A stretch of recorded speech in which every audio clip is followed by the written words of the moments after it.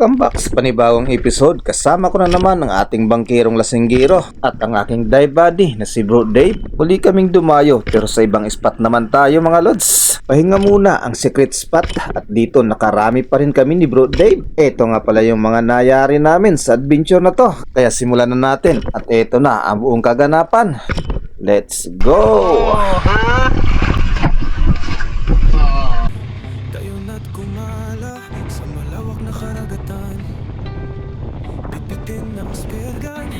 At ibang kagamitan, sisirin ang kailaliman, tuklasin at hangaan. Bahura na makulay at mga istang kumikinang. Ano man ang paraan mo, subukan mo na lang manalo. Tara na at hulihin sa paraan mo at diskarte, mahirap man at malalim. Ito naman ang huhulihin. Tara na, gintong lumalanggoy.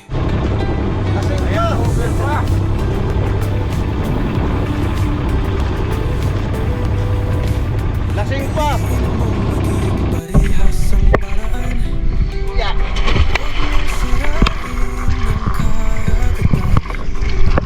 Huwag mong sirain ang karagatan.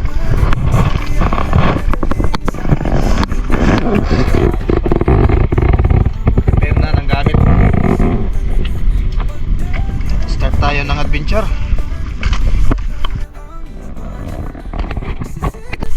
May karet. Panalo to. Let's go!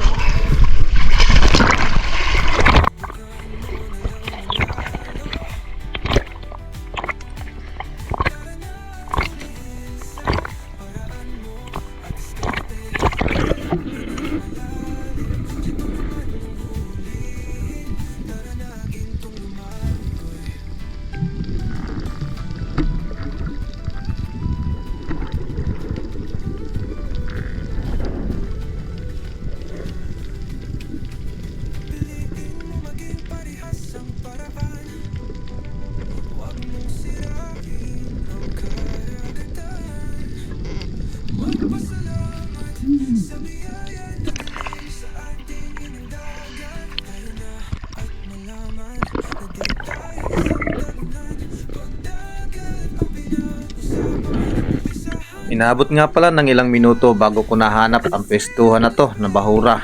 Hindi ganong malakas ang current pero natagalan ako bago mahanap ang bahurang ito. Dito kasi ako madalas mag-hunt, lalo na kapag maganda ang agos. Madalas kasi ang mga pelagic dito. May tamang pwesto kasi sa mga ganitong spot. Kung saan ka nakakayari ng malalaki, doon ka lagi dapat. At dito nga yun mga lods. Simula nang makalapat ako dito, siyempre lingon sa kaliwa at sa kanan. Hindi inaasahan ang mga magpapakita na isda. At dito na nga bigla akong natigilan. Napansin ko kasi may king max sa malayong distansya. Kaya mabilis kong inangat ang spear gun para ikaway ang flapper. Epektibo rin kasi minsan kapag napansin nila ang kumikintab na flapper.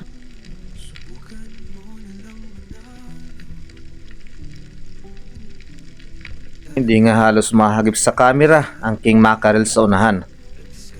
Natagalan din sa ginagawa kong diskarte pero hindi ito napapansin mga lods na di rin ako pwedeng umangat sa bahura para habulin ng isda. Salungat tayo sa agos. Tumagal ng ilang segundo ang pag-aantay. Ganun pa rin ang ginagawa ng isda. Halos pabalik-balik lang sa kanyang pwesto. At dahil nga sa unang drop natin ito, hindi na rin ako tumagal sa ilalim. Naandyan pa rin ang isda mga lods at hindi talaga umaalis. Sa drop ng ito naman, umabanti na ako ng kaunti kung saan ko nakita ang king mackerel. Dito marami ang surgeon fish, snake unicorn at trigger fish. Pero hindi ako mapakali dito. Malapit kasi ang pwesto na to kung saan ko nakita ang king mackerel. Lingon ng lingon kahit saang parte ng bahura at dito nga napansin ko may golden dot trevally na nasa parting likuran ko. Kaya dahan-dahan akong pumihit baka sakali pang lumapit ang isda. Pero dahil sa napakaalanganin ng pwesto natin, hindi nakapag-antay ang isda mga lods. Malaki na sana. Sayang nun mga lods, hindi natin nayari. Kaya ahon na muna tayo dito. Sayang talaga. Pangatlong subok, same pa rin ng bahura. Sa ibabaw pa lang nag-on ako ng camera dahil malakas ang kutob ko na may magpapakita na isda. At dito na nga mga lods, habang palapat sa bahura, bigla akong napalingon. Isang king mackerel ang biglang dumaan at ito ay tinutukan ko kaagad. At hindi ko na pinatagal. Palayo na kasi ang king mac pero inabot pa ng tira natin. Alanganin nga lang ang naging patama. At para makasiguradong hindi makakawala ang isda, hinayaan ko lang na hatakin ang line. Kailangan pagurin muna ang isda. Baka kasi mapunit ang laman, sayang. Alanganin ng tama. Woo! Woo!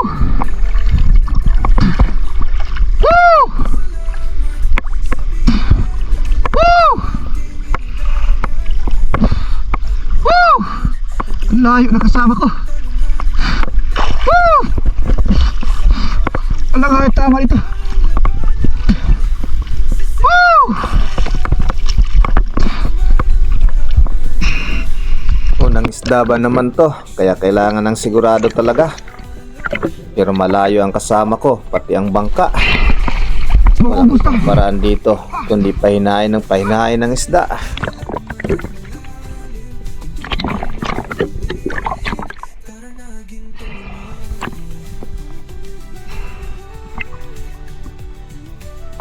Patas ng punti.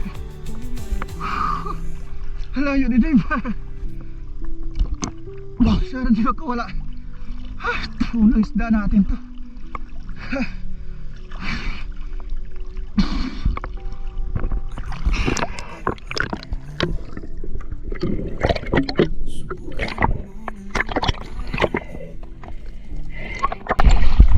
Mahina na.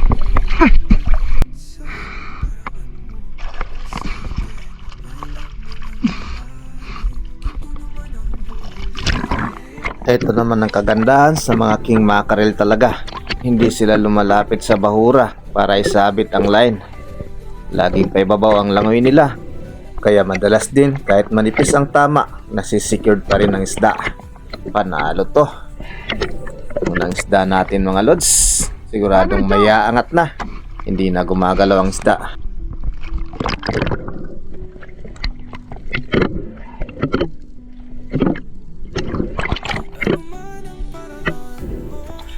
Makapal din pala.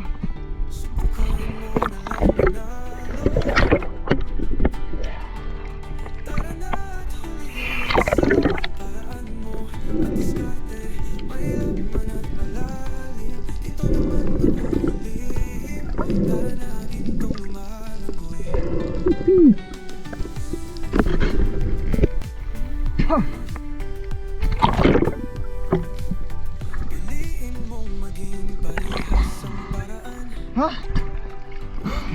Nice Dave. Nangis na aking mak. Malawang beses ko na nakita yan.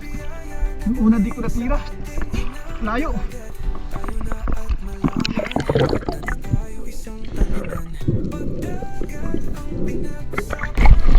Alas 11:24. Alas 11 na kami dumating dito eh. Nakailang drop pa nga ako pagkatapos may akyat ang king mac. Pero wala nang nagpakita na isda na matitira. Nakakyat na rin si Bro Dave sa bangka. At tayo ay aakyat na rin. Kakain muna mga lods. Tanghali na.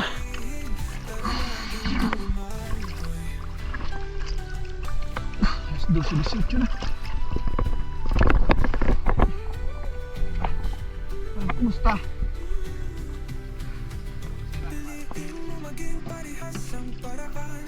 Ang laking grade jam. 2 kilo may higit na. Kain muna.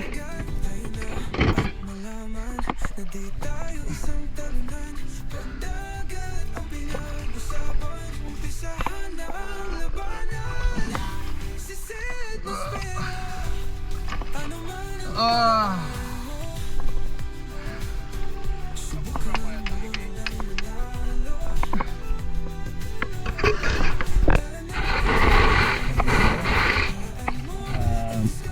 Magalaw na. Wala. Ha.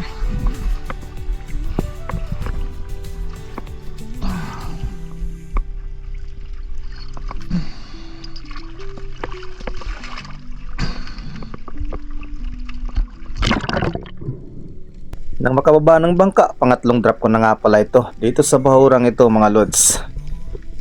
Dalawang drop na hindi tayo nakayari.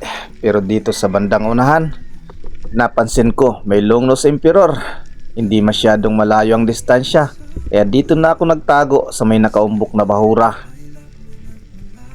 Nagantay ng ilang saglit.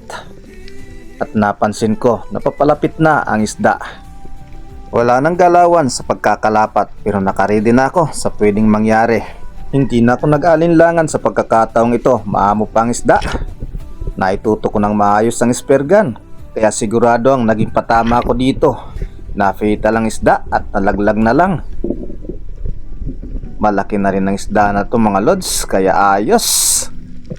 Unang baba sa bangka ngayong hapon, long nose emperor. Ito magiging una sa tuhugan natin. Panalo.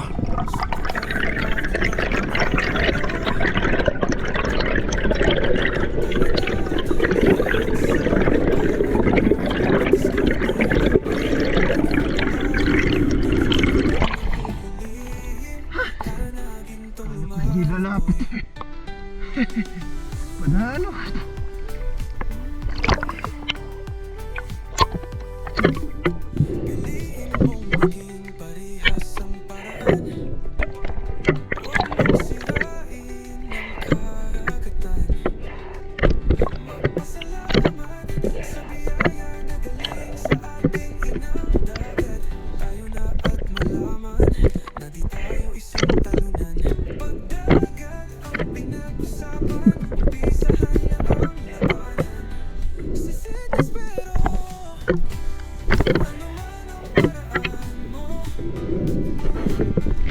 Sumunod na pagsisid at pangalawang drop ko na sa target na sweet lips.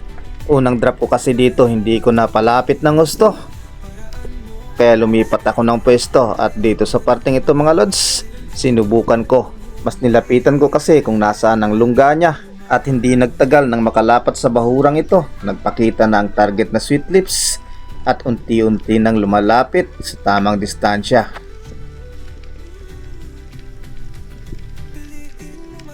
Nariyan ang target na sweet lips kaya nakatutok agad ang spear gun natin. Pinalabitan ko ang isda na to pero napataas naman ng konti ang naging patama. Napunit tuloy ang laman at napakalaki ng sugat sa may parting batok niya. Gusto ko sanang mafita lang isda pero napataas naman ng konti. Nasayang tuloy ang pangalawang isda natin. Malaki na sana ang sweet lips na yon.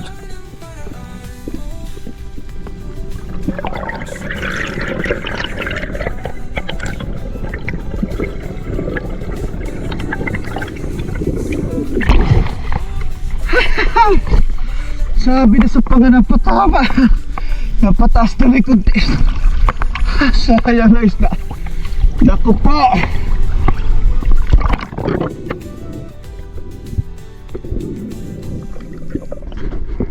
Sumunod kong pagsisid pagkatapos ng sweet lips kanina. Nag-on ako ng camera bago pa lumapat sa bahura pero nakabig ko naman ang camera at lumuwag ang strap. Napakalikot tuloy ng kuha ko dito pero ito lang naman sa drop na ito mga lods at sumunod na drop hindi na ganito ang naging setup ng camera. May isda kasi akong nakita dito kaya sinubukan kong palapitin. Yellow spotted snapper at ito nga ay natira ko naman. Good size na ang snapper na to kaya panalo na rin to mga lods. Nakakaakit na kulay ng isda lalo na ang sabaw nito mga lods, siguradong may spark kaya panalo, pang ulam na to.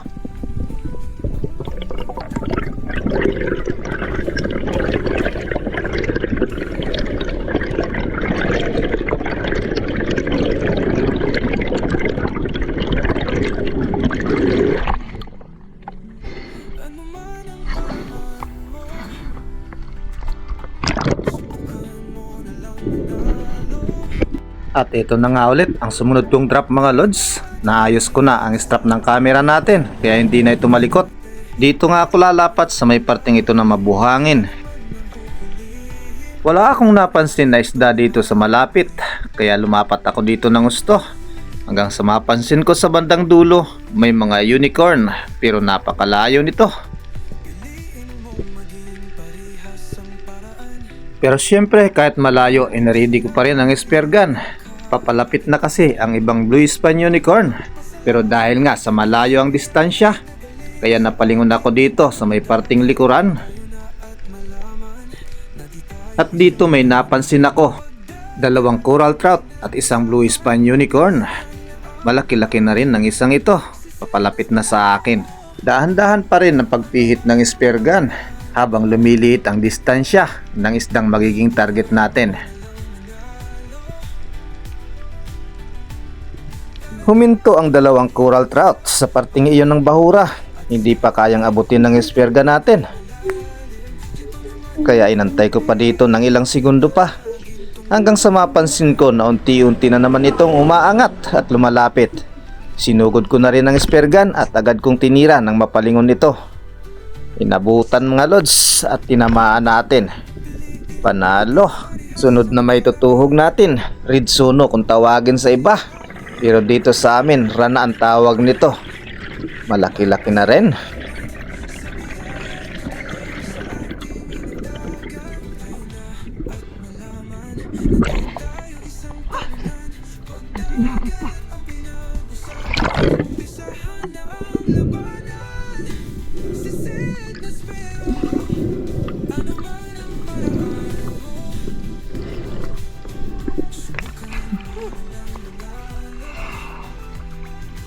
Malaki na.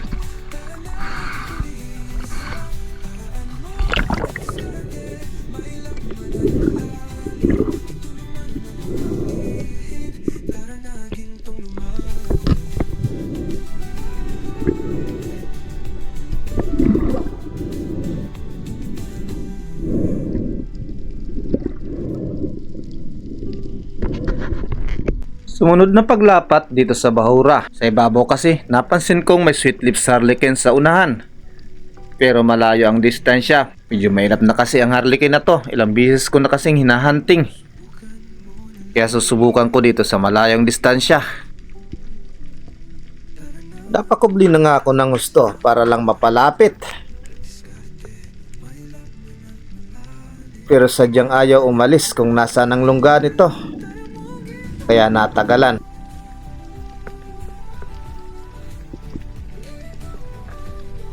Ilang segundo ko pang inantay hanggang sa mapaangat na nga ako sa bahura. Ang plano ko sana ay aaho na dito. Pero napansin kong naandun pa rin ang sweet lips at kaya pa naman ng hininga. Kaya sinubukan ko na lang sugurin. Pero habang lumalapit ako, napansin ako nito agad. At ito ay lumapit naman, kaya nabigyan tayo ng pagkakataon. Tinira ko kagad ang isda na to. Kahit mailap, nagawa natin ng paraan. Nayari pa rin. Sweet lips harlequin. Good size na rin to mga lods.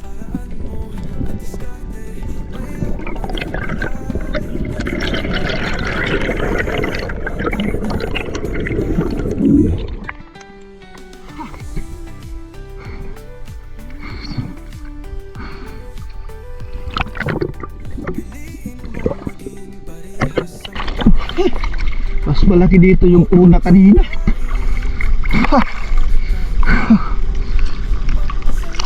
Pangalawa na sana kung di nakawala yung una kong tinira kanina. Sayang.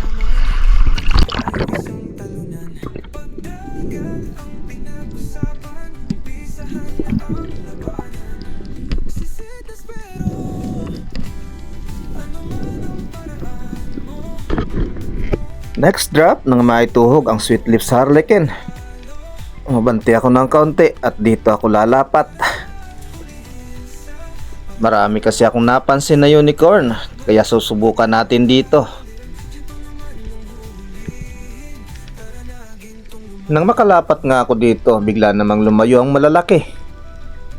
Kaya walang ibang paraan kundi ang mag-antay. Ganito talaga sa spear fishing mga lods. Hindi lang puro lalim ng sisid ang sukatan. Kailangan din ng matagal na pagpigil ng hininga para makayari ka ng malalaki.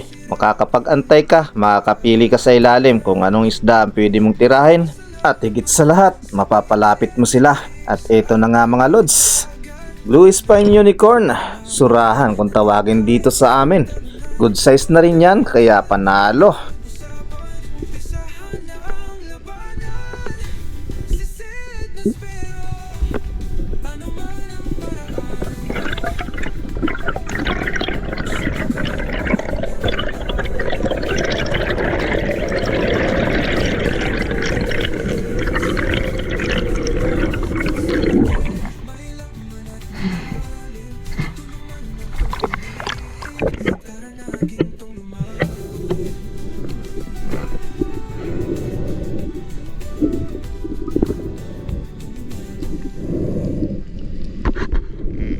Sumunod na pagsisid naman ng maituhog ang surahan. Marami na ang nasa tuhugan natin mga lods.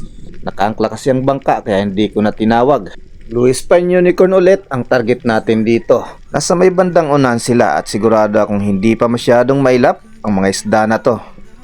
Kaya inantay ko na at malalaki na rin ang iba nito. May yellow spotted snapper nga na lumapit dito pero hindi natin natira. Bigla itong lumiko. Balik tayo sa target na Blue Spine Unicorn. Medyo malapit ng distansya. Pero kailangan pa natin palapitin ng gusto para makasigurado sa patama. At eto na nga mga lods. Sabay tira na rin. At tinamaan ang isda. Blue Spine Unicorn. Ito ang susunod na maitutuhog natin. Panalo ulit.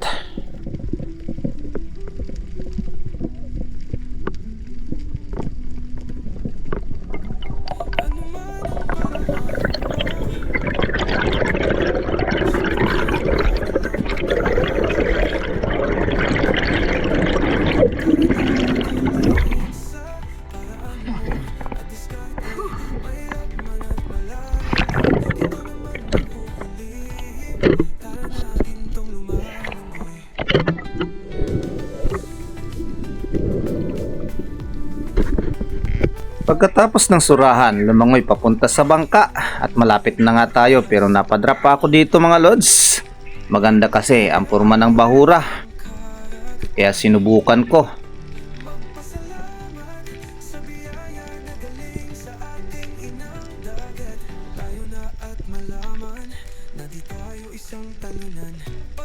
Ilang lingon lang sa ibang parte ng bahura hanggang sa may mapansin ako dito.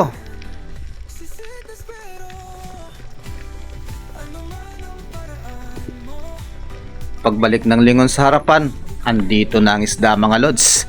Bluefin trevally naman, pero hindi ko kagad natira. Hindi ko masabayan ang langoy ng isda. Pilipit kasi tayo dito sa pagkakalapat. Mabuti nga lang at lumiko pa ito, kaya nabigyan tayo ng pagkakataon. Tinamaan ang bluefin trevally. At ito ay naiangat natin, kaya panalo.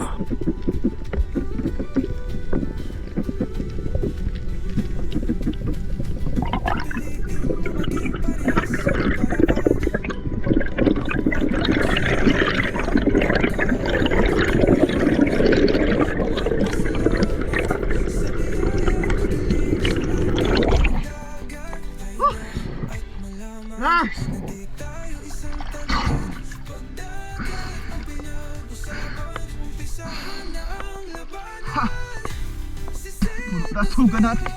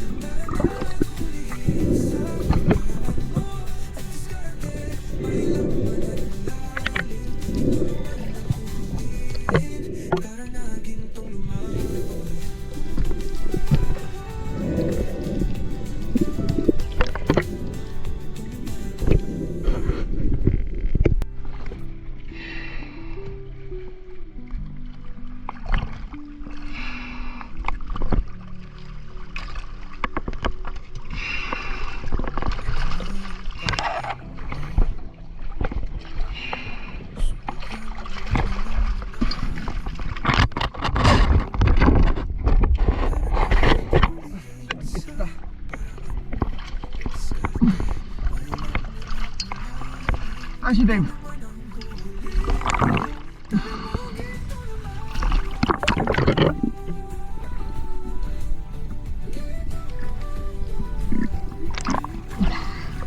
Puno.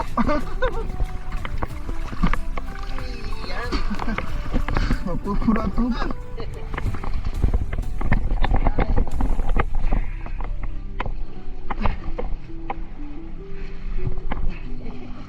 Laki na yan doon.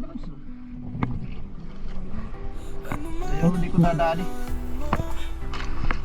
Lupin. Nandiyan si Dave, taas? Nandun.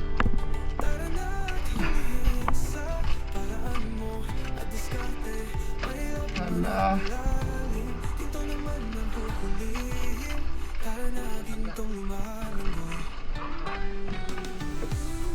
Dalawang unicorn.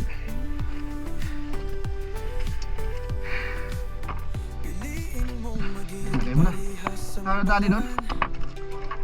May lunglos na rin. Rabbit fish. Okay mo na. Hindi natin snake. Laki-laki na yung lunglos ko.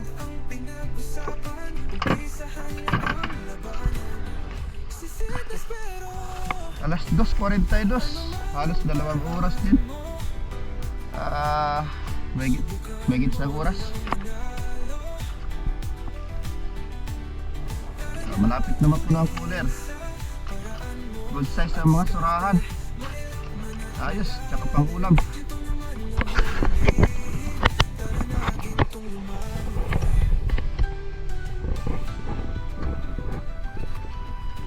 Paldo! Bagay! May manabang maragan.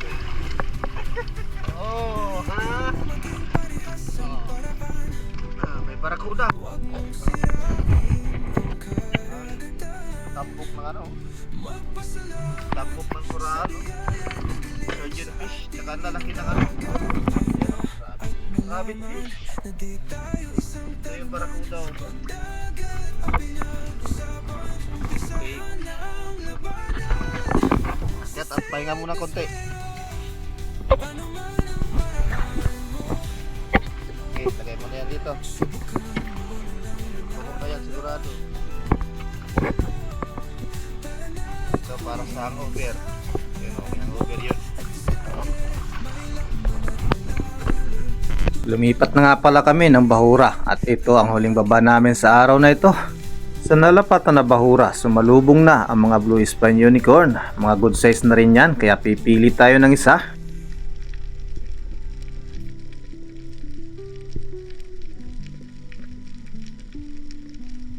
Tumagal na ng ilang segundo pero wala pa tayong nangyayari.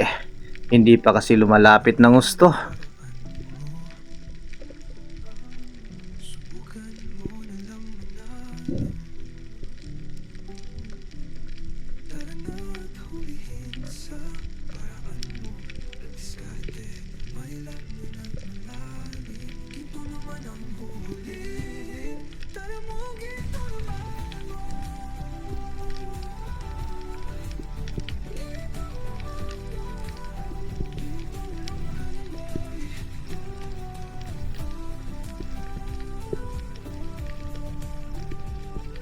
Tumagal ng gusto sa ilalim mga lods, pero wala pa talaga.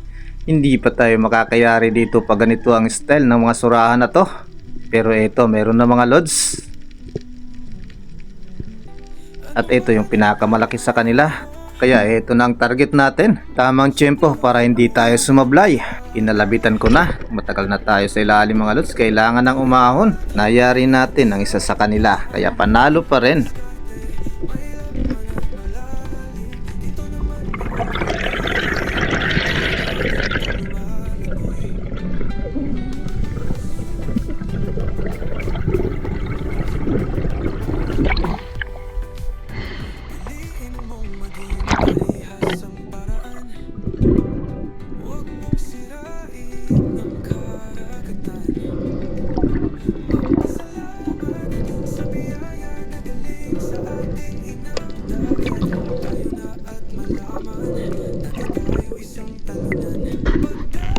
Next drop sa bandang unha naman. Nag-on ako ng camera nang makalapat na sa bahura. At dito nga napapalingon ako sa may parting mabuhangin. Pero nang bumaling ng lingon sa harapan, papalapit na. Bluefin trevally naman to. At napakabilis. Pero bago pa man nakalapit ng gusto, nakatutok ng spear gun. Kaya nakalabitan natin kagad ang bluefin trevally na ito. Malaki na rin ang size nito mga lods. Kaya panalo pa rin. Nabigyan pa rin tayo ng huling isda na malaki.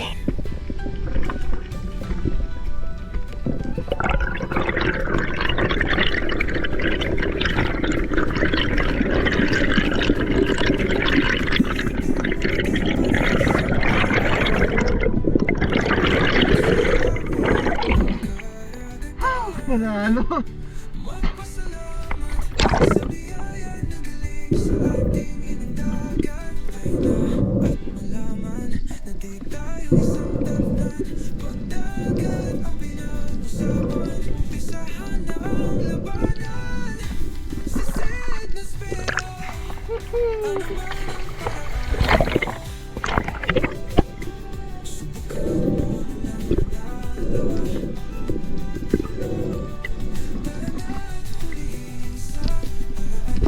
Secured na ang bluefin trevally at nandiyan na rin ang bangka.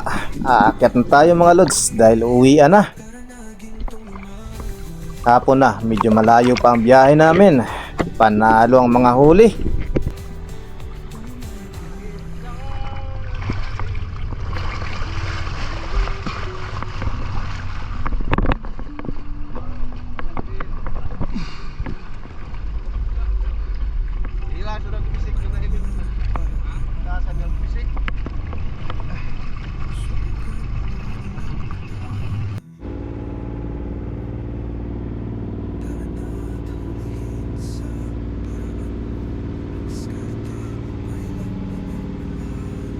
Pauwi na kami. Nalubat yung camera pag-akyat ko sa bangka. Ito na yung kabuuan ng ulit. Ito yung nangyari ko ng ulit.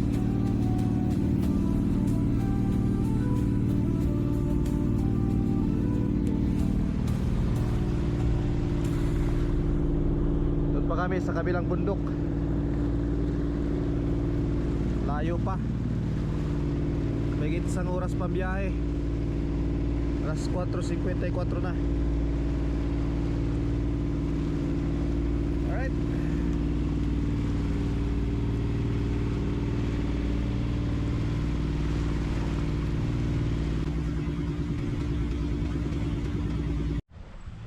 Alas 6:42. Alright. Ito yung mga nadali. Kay Bro Dave yun. Ito yung nadali ko. King Mac, 3 unicorn, sweet lips harlequin, 2 bluefin trevally, coral trout, long nose emperor, tsaka rabbit fish. Ito kay Bro Dave. Yan o. Green job, malaki na. Long nose emperor, bluefin, sweet lips, tapos rabbit fish, 4. 2 unicorn, tapos yan o. Surgeon fish. Alright.